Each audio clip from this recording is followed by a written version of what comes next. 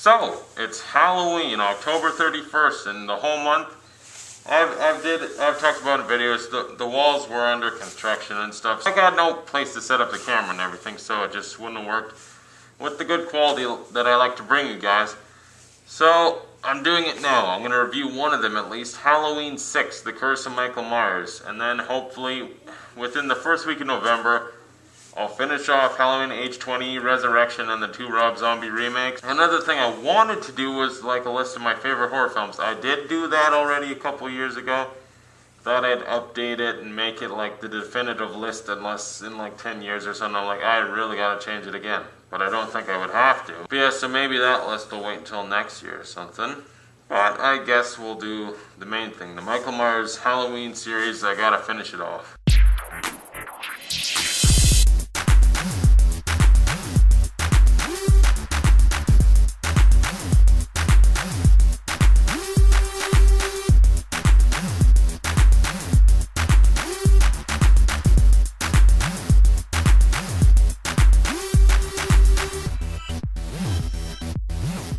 Halloween, The Curse of Michael Myers stars Donald Pleasance, Paul Rudd, and a bunch of people I've never heard of and probably no one's heard of since.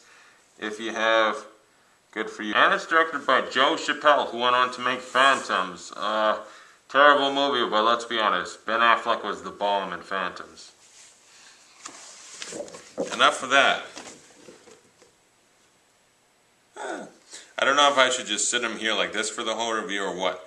But yeah, Halloween 6, infamous for the fact that it sucks. Like, one of the worst Halloween sequels you got. I mean, Halloween 2, people don't love it, but some people look back and like, yeah, it's not as good as the first, but as far as the sequel goes, that's one of the better ones. Halloween 3, probably the worst, but at the same time, it doesn't have Michael Myers in it, so you give it a little slack, because like, well, they didn't fuck up Michael Myers. Halloween 4 and 5, enjoyable but sort of mediocre, but Danielle Harris was good in them. And then you get Halloween 6, and I'll talk about it, but this one I hate so bad that it'd be really hard to do worse than this, and maybe they did. I'll discuss it with the other movies coming up. So the movie picks up with Jamie Lloyd. They say she's 13, and I forget exactly what the plot details are, but it's like a little bit after 5.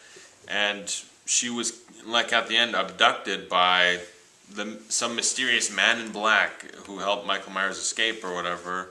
There's a lot of weird stuff that was in 5 where this man in black seems to be helping out Michael Myers.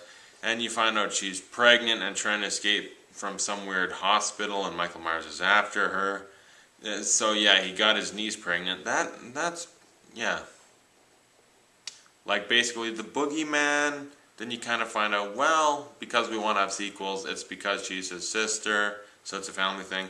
And now they've evolved that to, yeah, he has to impregnate her so that her child can become just like Uncle Mikey. Yeah. And then she runs off and doesn't really escape. Her baby does, but she does. And Paul Rudd comes into the story as, who was the kid again? Was it Tommy something?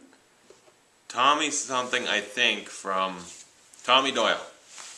I'm going to check that. I don't. He's like the little boy from the first one that was just one of the bystanders that Jamie Lee Curtis was babysitting. Now he's grown up, and by circumstances he finds the baby and tries to give it to Dr. Sam Loomis.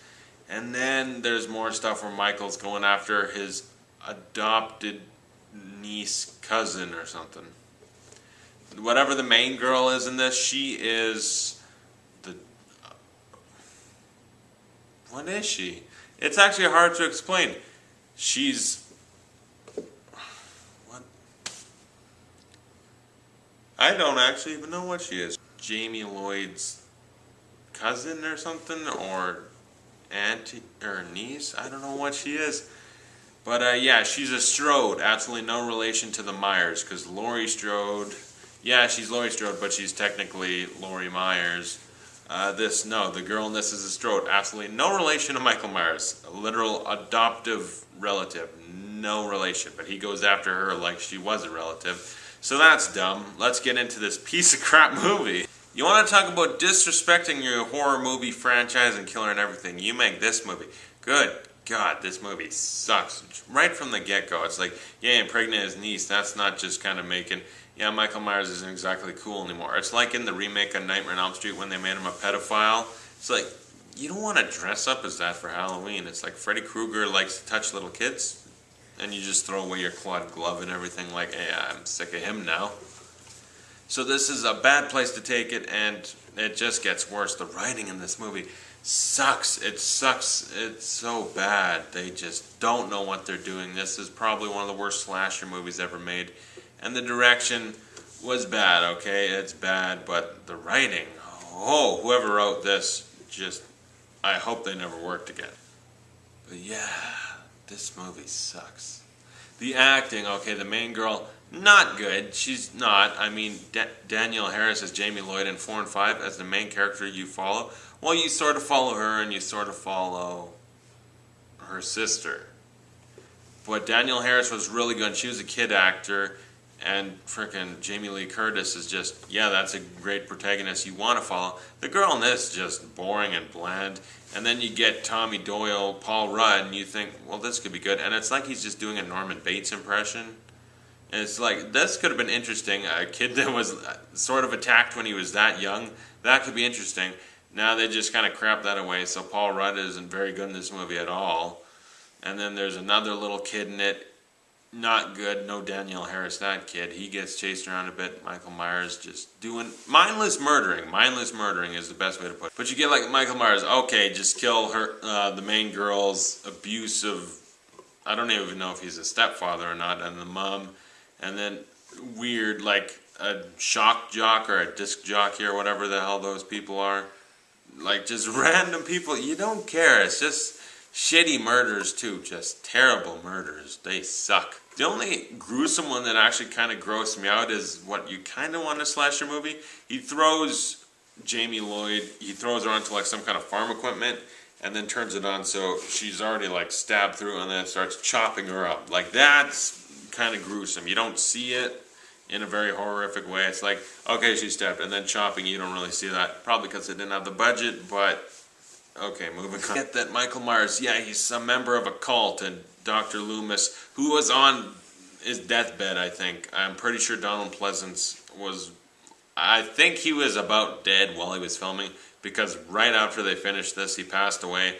So it's basically watching a dying man film a performance that feels like he's playing off real life. It's just like, yeah, Sam Loomis's character feels like he's pretty much a dead man walking, and you see it in the performance. The actor actually was, and it's just kind of weird to watch that. But this cult thing, okay. So it's bad enough Halloween 3, you got the Irish people that steal the rock from Stonehenge to make masks that laser zap bugs and snakes and crap into your head. Now, I think it's still Irish. It's like a pagan cult where they created the evil of Michael Myers or something. What exactly was it? It's confusing to remember because you really have to sit there and pay attention, and even then it's still so half-assed. It's some stupid cult where all these people control Michael Myers, and then if you keep extending your family on, then you can keep it going forever, even if they don't need Michael Myers or something. It's so bad. This is crap. Are you kidding? First one, it's just some lunatic escapes from an insane asylum, and he's basically like the boogeyman going after a random babysitter. They turned it into his sister in the sequel. That's fine. I mean, it's not super important that she's his sister. That's interesting for Halloween 2, because that's like, well, that was neat, and if they ended it in Halloween 2, it would have been really effective, where Loomis and Michael Myers like blow up together and then that's the end of their arc. But now it's just been going on for so long, it's like, yeah, Sam, take him down already, because I'm just sick of seeing him walk around. You're not very good anymore. It all sucks. This movie's brutally bad. It's brutally bad. It's so hard to watch. They can't do nothing right in this movie. The bastardization of the character Michael Myers, the whole franchise. I mean, even Halloween 3.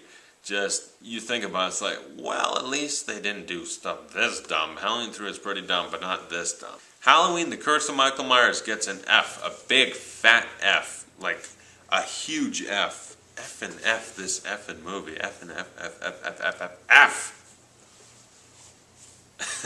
What was I doing? I would like to point something out, though. The asshole drunk stepfather or father that gets killed. That was kind of an interesting, if not completely illogical, stupid kill. Michael Myers electrocutes him and his head explodes scanner style. Good kill, even though it's so stupid. Alright, so I'll be back to review Halloween H2O. I think it's a mixture of Halloween and Jaws.